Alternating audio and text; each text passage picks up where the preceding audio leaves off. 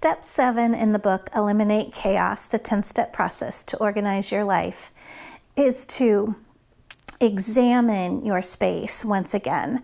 So at the beginning of your project, likely you took a look at your space and hopefully you had a vision or a goal in mind for what you wanted that space or area to look like.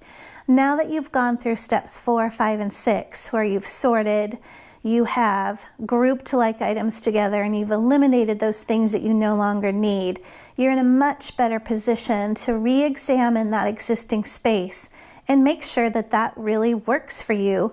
Or do you need to look at another area and how you may work those things into that space instead?